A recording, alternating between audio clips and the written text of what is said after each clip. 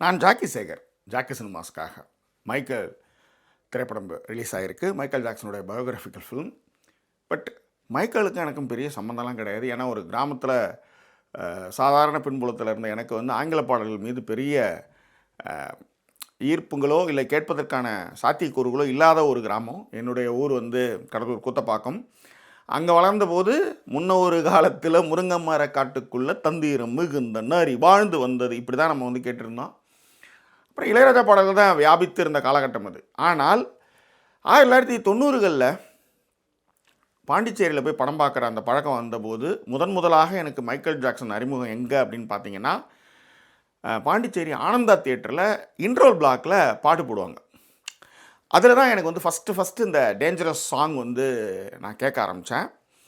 அதனுடைய நீட்சி தான் இன்றைக்கி யாழினி என் பொண்ணு வந்து இவ்வளோ இங்கே ஆங்கில பாடல்கள்லாம் பாடுறதுக்கு காரணம் வித்து எங்கே அப்படின்னு பார்த்தீங்கன்னா பாண்டி தான். அங்கே தான் நிறைய பாடல்கள் வந்து இருக்கும். அதே மாதிரி ரத்னா தேட்டருக்கு ஆப்போசிட்டில் இருக்கிற அந்த கேசர் கடைகள்லாம் இந்த பாடல்கள்லாம் அப்போலாம் வந்து பயங்கரமாக ஒழிக்கணும்னு வச்சுக்காங்களேன். முக்கியமாக அந்த டேஞ்சரஸ் சாங் வந்து அப்படி ஒரு மாதிரி முனரெல்லாம் வந்து அப்படியே ஏறும்.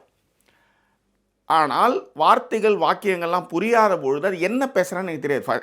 இன்ஃபேக்ட் ரொம்ப வருஷத்துக்கு அப்புறம் தான் வந்து டேஞ்சரஸ் வந்து ஒரு பொண்ணை பத்திர பாடினு எனக்கு தெரியும். ஆனால் அந்த மியூசிக் அந்த தாளக்கிட்ட அவ்வளோ பிடிக்கும். பட் இப்போ உதாரணத்துக்கு இளையராஜா அவர்கள் வந்து முழுக்க வந்து ஃபுல் அண்ட் ஃபுல் வந்து நோட்டு எழுதுவார். மைண்டில் வந்து மியூசிக் இன்ஸ்ட்ருமெண்ட் இங்கே இது வரணும், இந்த நோட்டு இங்கே வரணும் அப்படின்ற மாதிரி ஒரு நோட்டு எழுதுறவர். ஆனால் ரஹ்மான் என்னென்னா மைக்கேல் ஜாக்சன் ஸ்டைல் தான். காதால் கேட்டு ஒரு விஷயத்தையும் அந்த இம்ப்ரூவ்மெண்ட் பண்ணி சாங்காக கம்போஸ் பண்ணி வர்றது. இதே ஸ்டைல் தான் வந்து மைக்கேல் ஜாக்சன் பண்ணார். மைக்கேல் ஜாக்சன் பண்ண அதே ஸ்டைலில் தான் வந்து ரஹ்மானும் பின்பற்ற ஆரம்பித்தார். காரணம்னா ரெண்டு பேருமே பெருசாக நோட்ஸ்லாம் எழுதுறதுலாம் கிடையாது. ஆனால் மைண்டில் இருக்கிற மியூசிக்கை வந்து இந்த நேரத்தில் இந்த விஷயங்கள் இந்த இன்ஸ்ட்ருமெண்ட்ஸ்லாம் சேர்த்தா இப்படி ஒரு விஷயம் வரும் அப்படின்ற மாதிரி தான் அவங்க பண்ணாங்க. முக்கியமாக இந்த படத்தில் வந்து மைக்கேல் ஜாக்சன் எப்படி இசையமைச்சார் அப்படின்ற ஒரு விஷயத்தை வந்து ரொம்ப எலாபரேட்டாக போகும்போது வரிகளை எழுதி வச்சுக்கிட்டு அதுக்கேற்ற மாதிரி ஒரு தாளகதியை போட்டு அதில் வந்து அழிச்சு அதில் சேர்த்து இன்ஸ்ட்ருமெண்ட்டை சேர்த்து தான் அவர் வந்து பாடலை உருவாக்கியிருந்தார். ஸோ டேஞ்சரஸ் அதுதான் நான் வந்து முதலாக மைக்கேல் ஜாக்சன் சாங்கில் வந்து நான் கேட்ட முதல் ஆல்பம்னே வச்சுக்கலாம். அதன் பிறகு வந்து இந்த பிளாக் அண்ட் ஒயிட் சாங் அதெல்லாம் வந்து நான் வந்து அதன் பிறகு தேடலில் கிடச்சிது. அதன் பிறகு என் மகளுக்கு இந்த பாடலெலாம் அறிமுகப்படுத்தும் போது அவளுக்கு ஆங்கில பாடல்கள் மீதான அறிமுகம் வந்து சென்னையிலே அவளுக்கு அதிகமாகவே இருந்துச்சு. பட் மைக்கேலுடைய வாழ்க்கை வரலாறுலாம் நம்ம வந்து கூட நின்று பார்த்துருக்குறோம். முக்கியமாக வந்து ஒரு கட்டுரை கூட ஒன்று எழுதியிருந்தேன் ஃபேஸ்புக்கில். அதாவது புகழ்னா எப்படி இருக்கணும் தெரியுமா? மைக்கேல் ஜாக்சன் மாதிரி ஒரு புகழ் இருக்கணும்னு சொல்லுவேன். காரணம், ஒரு சாங் அது ஏதோ ஒரு யூஎஸ் டூர், அது ஆக்சுவலாக 1992 95 தெரியல. ஏன்னா இவங்க 1990 படத்தை முடிச்சிட்டாங்க, செகண்ட் பார்ட்டுக்காக பிளான் பண்ணிகிட்ருக்காங்க. அப்படி எகிரி போய் உட்காருவாங்க அந்த ஆள், அந்த ஸ்டேஜில் எகிரி நின்பான், அவ்வளோதான். அப்படியே அமைதியாக ஒரு 1.5 நிமிஷம் நிற்பாப்பில். அதுக்கப்புறம் நான் அப்படி திரும்பினா கத்தல், அதாவது எகிரி குதிச்சதுக்கு ஒரு கத்தல், அந்த கத்தல் இறங்கிறதுக்கு 1.5 நிமிஷம். அதன் பிறகு தலையை திருப்பினா 1 நிமிஷம், அப்புறம் கேப்பை தூக்கி போட்டால் 1 நிமிஷம். கத்தல் எப்படியான ஒரு புகழை வந்து யாராலையும் அடையவே முடியாது. ஆனால் அந்த புகழ், அதன் பிறகு அவருக்கு ஏற்பட்ட விஷயங்கள், அவர் மீதான விமர்சனங்கள், அவர் வந்து ஒரு 50 வயசில் அவர் வந்து இறந்து போகிறாரு. ஸோ அதை பற்றின ஒரு பயோகிராஃபி தான் வந்து மைக்கேல். ஸோ இந்த படம் வந்து பார்த்தே ஆகணும். ஏன்னா லைஃபோட ரொம்ப கனெக்டான ஒரு கேரக்டர், பாடல்கள் மூலமாக. ஸோ ரொம்ப ஆர்வத்தோடு வந்து அந்த படம் பார்த்தேன். அது எப்படி இருக்குது அப்படின்றத கொஞ்சம் விரிவாக பேசுகிறோம். Stay tune with us.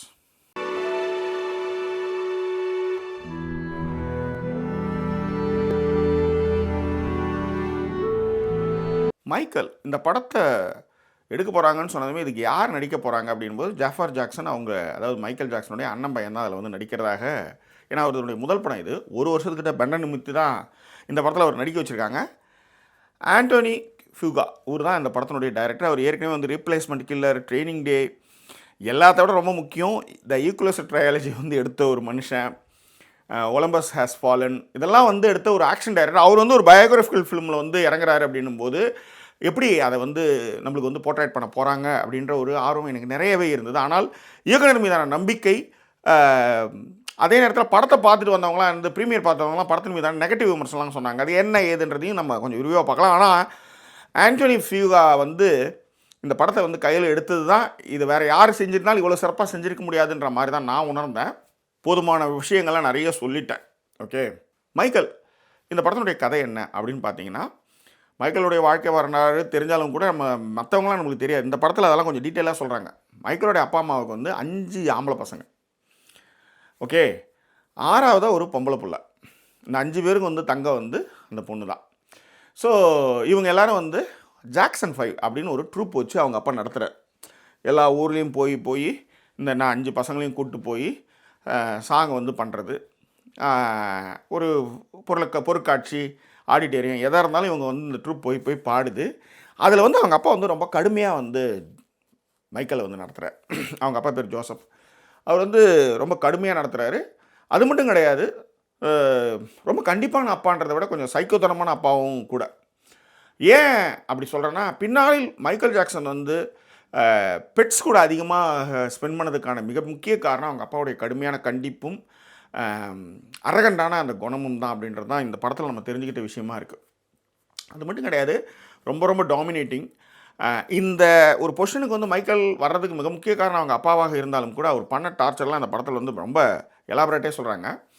முக்கியமாக இந்த ஜாக்சன் 5 வச்சுருக்காங்க இல்லையா, இதில் வந்து அப்பாவுடைய தலையீடுகள்லாம் என்ன மாதிரி இருந்து, எப்படிலாம் வந்து மைக்கேல் வந்து சாங்கில் வந்து கொஞ்சம் கொஞ்சமாக தனித்துவத்தை காமிக்க ஆரம்பித்தார், அவர் எப்படிலாம் வளர்ச்சி அடைஞ்சார், அதில் அவங்க அப்பாவுடைய பங்கு என்னவாக இருந்தது, அதன் பிறகு அவங்க அப்பாவை எப்படி அவர் எதிர்க்க ஆரம்பித்தார் அப்படின்றதோட 1988-90 லண்டன் இங்கிலாந்தில் நடந்த ஷோவோட இந்த படம் வந்து டு பி கண்டினியூ அப்படின்ற மாதிரி செகண்ட் பார்ட்டுக்கு போகுது. இந்த மீன்வேல் இந்த ட்ராவல் இருக்குல்ல, இந்த ட்ராவல் தான் மைக்கேல் படம். இது கொஞ்சம் ஸ்பாய்லர்ஸ் கிடையாது, எவ்ரிபடி நோஸ். ஆனால் இந்த படம் இவ்வளோ தான் வந்து சொல்லுதுன்றதுனால நிறைய பேர் வெளியே வந்து நெகட்டிவ் கமெண்ட்லாம் வந்து கொடுத்துருந்தாங்க. ஆனால் நம்பாதீங்க, நீங்கள் மைக்கேல் ஜாக்சன் ரசிகர்களாக இருக்கும்போது உங்களுக்கு வயசு வந்து எப்படி இருந்தாலும் ஒரு 30, 40, 50, 60, 70ன்னு வச்சுக்கோங்களேன். இவங்க எல்லாருக்கும் வந்து தன்னுடைய பால்ய காலத்தை திரும்பி பார்க்குற விஷயமா இந்த படம் இருக்கும் அப்படின்றதுலாம் மாற்று கருத்தே கிடையாது. 1958 ஒரு பிறந்த ஒரு மனுஷன் புகழினுடைய உச்சிக்கு, அதாவது இன்றைய சோஷியல் மீடியாவில் இல்லாத காலகட்டத்தில் புகழினுடைய உச்சிக்கே சென்று தன்னுடைய 50 வயதில், அதாவது ஜூன் 25, 2009 மரித்து போன ஒரு இசைக்கலைஞனுடைய வாழ்க்கை வரலாறு அந்த படம் பேசுது. அவன் எவ்வளோ பெரிய உயரத்தைன்னா கதறு அழுதுங்க எல்லாம். அந்த வீடியோக்கெல்லாம் நீங்கள் பார்க்கும்போது ஒவ்வொரு டூர்லேயும் இப்போ இருக்கிற மாதிரி இந்த ஜோடனைகள்லாம் கிடையாது, காசு கொடுத்து அழ வைக்கிறதுலாம் கிடையாது, கதறுதுங்க எல்லாம். இதெல்லாம் வந்து அந்த அந்த மைல்கல்னு சொல்லுவாங்கள்ல, அந்த மாதிரி ஒரு உச்சத்தை அடைஞ்சவன் வந்து ஒரு 50 வயசில் இறந்து போகிறான் அப்படின்றது எவ்வளோ பெரிய கொடுமை, எவ்வளோ பெரிய சொத்து. இதுக்கு வந்து வேறு ஒரு தேரியும் எப்ஸ்டன்ஸ் ஃபைல்ஸோட வேறு ஒரு தேரியும் சொல்கிறாங்கன்னு வச்சுக்காங்களேன், அதை நீங்கள் படித்து தெரிஞ்சுக்காங்க. ஸோ அந்த வாழ்க்கை வரலாறை வந்து ரொம்ப அழகாக கண்முன் நிறுத்தியிருக்காங்கன்னு தான் சொல்ல முடியும். முக்கியமாக குட்டி பையனாக இருக்கும்பொழுது அவன் எப்படி தனித்துவமானவனாக மாறினான் அப்படின்ற ஒரு விஷயத்தை வந்து இதில் வந்து ரொம்ப அழகாக எலாபரேட்டாக சொல்கிறாங்க. முக்கியமாக உங்கள் வீட்டில் வந்து பாட்டு கற்றுக்கிறவங்க, பாடல் சம்மந்தமானவங்க யாராக இருந்தாலும், குழந்தைங்க இருந்தாலும் நிச்சயமாக அந்த படத்துக்கு கூட்டிட்டு போங்க. இந்த படம் அந்த பசங்களுக்கு வந்து நிச்சயமாக ஒரு உத்வேகத்தை இந்த திரைப்படம் வந்து ஏற்படுத்தும் அப்படின்றதுல வந்து மாற்று கருத்தே இல்லை. மைக்கேல் ஜாக்சன் எப்படி ஜெயிச்சார் அப்படின்னு பார்க்கும்போது, அவருடைய ஒரே மாதிரியான டோன்லேருந்து அவர் நிறைய விஷயங்கள், எக்ஸ்ட்ரா விஷயங்கள்லாம் அந்த பாடலில் வந்து கத்துறது போகிறது வர்றதெல்லாம் வந்து ரொம்ப அழகாக என்ஜாய் பண்ணி தன்னை மறந்து கத்துறது.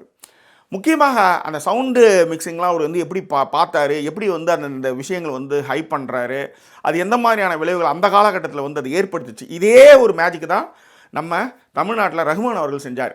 எப்படின்னா, இந்த படத்தில் நீங்கள் பார்த்தீங்கன்னா வந்து அவன் என்ன பாட்டு அவன் பாடுறான் அப்படின்னு காதால் வந்து கேட்டு கேட்டு தான் அவன் ஃபேமஸ் ஆகிறான். இதுதான் அப்படின்னு அள்ளி கொடுக்காம அந்த சாங்கில் இருக்கிற சூட்சமும் இருக்குல்ல. இப்போ உதாரணத்துக்கு ரஹ்மான் வருகையின் போது எனக்கு நான் வந்து ஒரு 25-30 நிமிஷம் ஆச்சு சிக்குபுக்கு ரயிலே பாட்டை வந்து ப்ராக்டிஸ் பண்ணுறதுக்கு. சின்ன பொண்ணை பிடிச்சது எத்திராஜா மனசையெல்லாம் சலவை செய்யும், சொட்டு நீளம் இவ பார்வையில் உருவாச்சா, வயசு பசங்களை. இந்த பாட்டை நீங்கள் அதுக்கு முன்னாடி இப்படி ஒரு பாட்டு வந்ததே கிடையாது. ஏன்னா வள்ளி வள்ளி என தப்பாக சொல்லலை, அந்த டிரான்ஸ்ஃபர்மேஷன் ஏன் மாறிச்சு, ஏன் வந்து ரஹ்மான் டமால்னு வந்து வந்தார், ரஹ்மான் எப்படி வந்து பிரபலம் ஆகிறாரு, எப்படி வந்து ரஹ்மானுடைய பாடல்கள் அந்த காலகட்டத்தில் 1990 வந்து ஒரு பெரிய பிளாக் பாஸ்டராக மாறுது அப்படின்றதுக்கு வந்து இன்ஸ்பிரேஷன் வந்து எனக்கு தெரிஞ்சு அவர் வந்து மைக்கேல் கிட்ட தான் வந்துடணும். ஏன்னா ஒரு சாங்கை வந்து கஷ்டப்பட்டு ஒரு பாட்டை அப்படியே நீ பாடக்கூடாது, அதில் ஒரு சூட்சமாக வச்சு அதை கற்றுக்கணுன்ற வேட்கையை ஏற்படுத்துறது தான் ரஹ்மானுடைய வெற்றி, மைக்கேலுடைய வெற்றியாகவே நான் பார்க்குறேன். எனக்கு இசை ஞானம்லாம் பெருசெல்லாம் கிடையாது, ஆனால் கேள்வி ஞானம்னு ஒன்று இருக்குல்ல, இது இருக்கிறனால தான் இது நடந்திருக்கு. நான் தான் அதுக்கு தான் உதாரணம் வந்து, சின்ன புண்ணிவ படிப்பது எத்திராஜா மனசையெல்லாம் செலவு செய்யும் சொட்டு நீளம் இவ பார்வையில் உருவாச்சா வயசு பசங்களை விழியில பிடிச்சா. இந்த பீட்டை லிரிக்ஸாக கொடுக்கும்போது உங்களால் வந்து என்னடா இன்னும் கட்டுரை எழுதி வச்சுருக்க பாட்டு எழுதி சொன்னா நினச்சிருப்பீங்க. ஆனால் இந்த பாட்டு பட்டு தொட்டி எல்லாம் போனது மட்டும் கிடையாது, இந்த பாட்டை வந்து ஒரு ஒரு பசல் மாதிரி அதை வந்து எல்லோரும் எடுத்துக்கிட்டாங்க இல்லையா, அதுதான் அதனுடைய வெற்றியாக நான் பார்க்குறேன். அதே மாதிரி மைக்கேலோட ஏபிசி அந்த சாங் வந்து எப்படி பிரபலமாகுது போகிறதுன்றதும் நிறைய நுவான்சஸ் வந்து படத்தில் இருக்குது. என்னென்னா அந்த 2.5 மணி நேரம் படத்தில் வந்து 2வது பார்ட்டுக்கு போகும்போது தான் எல்லாருமே அது, ஏன்னா அவங்க நினச்ச பாடல்கள்லாம் வரும்னு நினைப்பேன். இப்போ பிளாக் அண்ட் ஒயிட் சாங்லாம் நான் வரும்னு நினச்சிட்டு இருந்தேன் ஆக்சுவலாக. அந்த பாடலாமே வெறும் டேஞ்சரஸாக அதுக்கு முன்னாடி அது 1989 லண்டன் இங்கிலாந்து டூரோட வந்து அவருடைய சக்ஸஸ் வந்து கண்டினியூ ஆகுன்ற மாதிரி செகண்ட் பார்ட்டுக்கு வந்து முடிவு பண்ணி முடிச்சிருக்காங்க. இந்த படத்துக்கு எடிட்டர்ஸ் மட்டுமே ஒரு 4 பேர் ஒர்க் பண்ணியிருக்காங்க. மியூசிக் வந்து லேர் ரோஸ்னர், அவருடைய பாட்டு ரொம்ப சிறப்பாக பண்ணியிருக்காங்க. ஜாக்சனுடைய 25 ட்ராக் கிட்ட படத்தில் வந்து நிறைய யூஸ் பண்ணியிருக்காங்க. சினிமாட்டோகிராஃபர் வந்து டியோன் பிபி, அவரும் வந்து அவருடைய பாட்டை வந்து அதாவது அந்த லைட்டிங்கு, அந்த டோனு, ஸோ 1960 டோனை வந்து நம்ம கண் முன்னாடி வந்து எடுத்து வந்து அப்படியே வந்து அள்ளி கொடுக்குறாங்கன்னு வச்சுக்கோங்களேன். So fantastic biographical film. யாராவது இந்த படத்தை பற்றின நெகட்டிவ் கமெண்ட்ஸ் நிறைய பேர் சொல்லுவாங்க, ஏன்னா அவங்க எதிர்பார்ப்பை பூர்த்தி செய்கிற அளவுக்குன்றதை விட இந்த படம் வந்து ரொம்ப நுணுக்கமாக ஒரு சிறுவனுடைய மனக்காயங்களை இந்த படம் பேசுது. திடீர்னு ஏன் வந்து மைக்கேல் வந்து பெட்ஸ் கூட வந்து அவ்வளோ இன்வால்மெண்ட் ஆகிறாரு, இவ்வளோ பெரிய லெவலுக்கு போனதுக்கப்புறமா அவர் ஏன் வந்து மிக்கி மவுஸ் பிடிக்குது, ஏன் சார்லி சாப்ளின் பிடிக்குது? ஏன்னா அந்த தனிமை அவரை வந்து தனித்துவம். உதாரணத்துக்கு ஒரு இடத்துல ஒரு ஷார்ட் ஒன்று சொல்லுவார் அம்மா கிட்ட, நான் வந்து சின்ன பையன் மாதிரியே என்னை வந்து யாருமே ட்ரீட் பண்ண மாட்டாங்க, எல்லோரும் என்கிட்ட ஃபோட்டோ எடுக்கிறதுக்கு ஆசைப்பட்றாங்க அப்படின்னு. அந்த பிரபலமே அவருக்கு வந்து எவ்வளோ பெரிய வருத்தத்தை கொடுக்குது அப்படின்றதும், அவருடைய பால்யகால வயதை வந்து எப்படிலாம் வந்து அவர் வந்து காயப்படுத்தப்பட்டார், அதன் காரணமாக எப்படி பாம்பு வளர்க்குறான் அந்த ஆள். மிக்கி மவுஸ் பொம்மை வச்சுக்கிறாரு, ஒரு டாய்ஸ் கடையில் போய் அள்ளி பொம்மையாக எடுத்துகிட்டு போகிறாப்புல. ஆனால் அவர் மீது சிறுவர்கள் மீதான குற்றச்சாட்டை வந்து செய்யும்போது இந்த படம் அதற்கான ஏன்னா சின்ன வயசுலேருந்தே பார்த்தீங்கன்னா தனிமையால் விடப்பட்ட குழந்தைகள் மீது அதிக கருணை கொண்டவர். முக்கியமாக வந்து கேன்சர் குழந்தைங்க கூட அவர் வந்து இன்ட்ராக்ட் பண்ணுறதெல்லாம் வந்து இந்த படத்தில் வந்து ரொம்ப எலாபரேட்டாகவே பேசியிருக்காங்க. அதனால தான் நான் இந்த படத்துக்கான விமர்சனத்தை வந்து இவ்வளோ தூரம் நான் எடுத்துன்னு போகிறதுக்கு காரணம் என்னென்னா, இந்த படத்தை நீங்கள் நிச்சயமாக பாருங்கள்.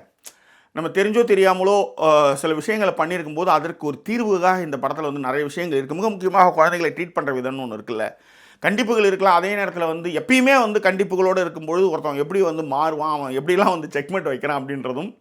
நிச்சயமாக இந்த மைக்கேல் படம் எனக்கு பார்க்கும்போது எனக்கு வெயில் படம் வந்து எனக்கு ஞாபகம் வந்து ஆக்சுவலாக பசுபதி வந்து அவங்க அப்பா இப்படி போட்டு அடிப்பார் அப்படின்ற அந்த விஷயம்லாம் இருக்குல்ல, அதெல்லாம் வந்து இந்த படத்தை வந்து நான் வந்து மிங்கிள் பண்ணிக்க முடியும்.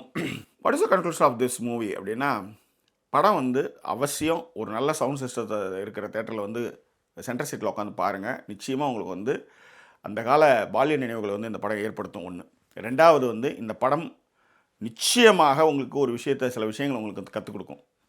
3, இந்த படம் வந்து மைக்கேலுடைய ஆரம்பகால வெற்றி இலிருந்து அவர் வந்து நடுவில் வந்து எந்த அளவுக்கு வந்து தனித்துவமாக ஜொலித்தார்ன்றதோடு நிற்கிது.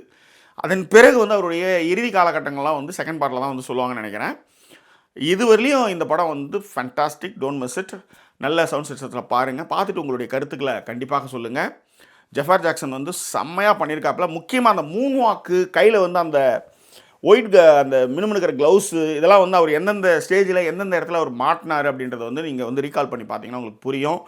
ஸோ வேறு என்ன, இந்த திரைப்படம் குறித்தான உங்கள் கருத்துக்களை பெருண்டங்களை தெரியப்படுத்துங்க. மீண்டும் வேறொரு எபிசோட் உங்களை நான் சந்திக்கிறேன். அதுவரை நன்றி கூறியோட விருது உங்கள் ஜாக்கி சேகர். நன்றி, வணக்கம்.